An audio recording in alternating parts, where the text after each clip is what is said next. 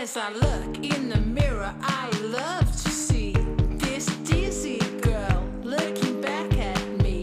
As I look in the mirror, I love to see this dizzy girl looking back at me.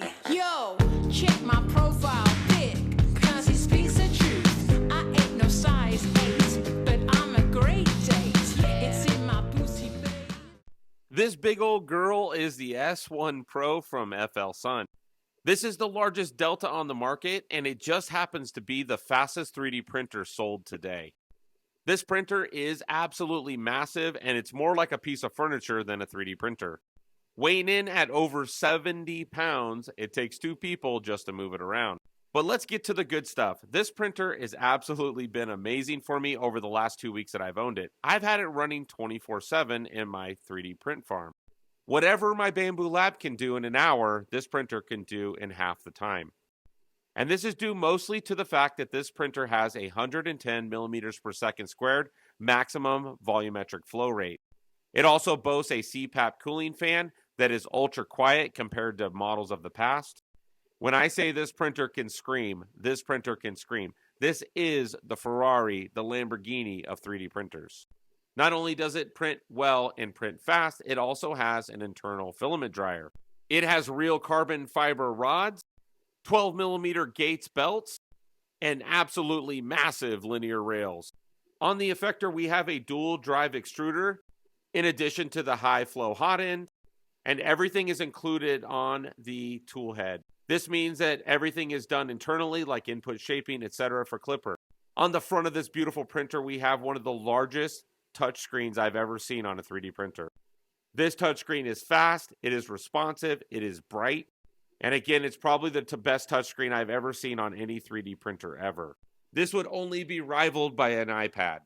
So when I started printing with this, naturally I used the slicer included, the FLSUN slicer, and to my delight, this slicer has been a dream to work with.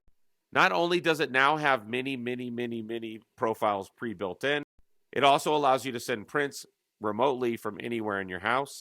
I think it's important to remember that the original S1 slicer was a little bit lacking. It didn't come with a lot of profiles, and everything was set to ludicrous mode. This led to a lot of new users and old users alike having a lot of problems with the original S1. However, today with the updated firmware and updated slicer, in my personal opinion, the printer is absolutely perfect. I have printed everything from ABS, ASA, TPU, and PLA on this printer, and all of it has come out flawless. I've been getting absolutely perfect first layers, fantastic wall quality. I've had no skip steps, no layer shifts, nothing but repeatability, reliability, and quality. This printer is absolutely a showstopper, and everybody that comes into my house and sees it wants to stop and talk about it. I want to mention that the updated cooling fan from the CPAP has been redesigned to be extremely quiet. This printer right now, as we sit here today, is a little bit more quiet than even my Bambu Lab X1 Carbon. Next up, I want to talk about the app. There is an app that is being released in beta, and so far, my experience with the app has been nothing short of flawless. It gives you full control over your printer. It also lets you see through the camera. You can start and stop prints, and you can even set it to do time lapses and turn the light on and off. This is a much needed and very nice to have addition to the FLSUN printers. As mentioned before, the slicer has been absolutely amazing. It is built on Orca Slicer, and you can send all your prints directly from the slicer right to the printer. It just blows me away the level of quality I'm getting out of this printer, but more so the speed. It is literally double the speed of any printer I've used. And don't forget that it also has a HEPA filter. So it's an activated charcoal filter on the inside. And as far as I can tell, it works really good.